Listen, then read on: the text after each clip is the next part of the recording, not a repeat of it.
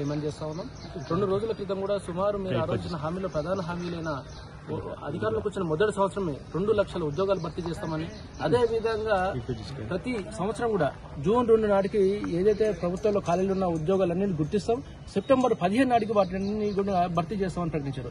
అదేవిధంగా అనేక రకాల హామీలు ఇచ్చారు. 18 ఏళ్లు దాటిన ప్రతి మహిళకు కూడా ఒక స్కూటీలు ఇస్తామని చెప్పారు. విద్యార్థులకు 5 లక్షల రూపాయల విద్యా భరోసా కార్డులు ఇస్తామన్నారు.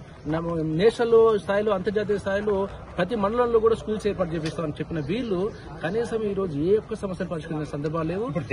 కూడా మనం చూసామండి. ఇప్పుడు ఫుడ్ పాయిజనింగ్ గురుకుల విద్యార్థులు చౌటుప్పల్లో ఒక విద్యార్థిని బిల్డింగ్ పిట్టలాగా రాలిపోతున్నారు. దాదాపు 150 మంది విద్యార్థులు చనిపోయారు. ప్రభుత్వ విద్యాశాఖలో ఒక పర్యవేక్షణ చేసేవాళ్ళు లేరు, రివ్యూ చేసేవాళ్ళు లేరు.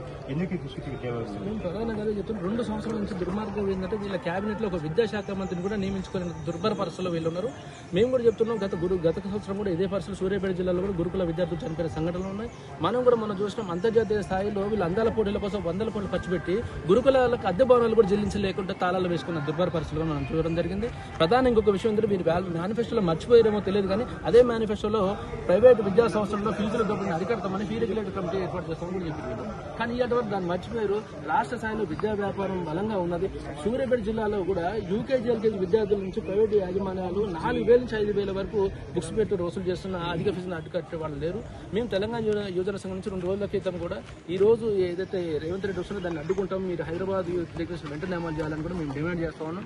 వాటిని అమలు చేయకపోతే నిన్న మా జిల్లా అధ్యక్షుడు విప్లవ్ కుమార్ తొండతిరుమల అరెస్ట్ చేశారు, మా చామకూరు మహేందర్ని పెన్బాల్ అరెస్ట్ చేశారు, చెరుకు నాగేశ్, తర్వాత సంతోష్ రెడ్డి, మన విప్లవ్ గానీ, సునీల్ గానీ, మన నాయకులందరినీ కూడా వేరే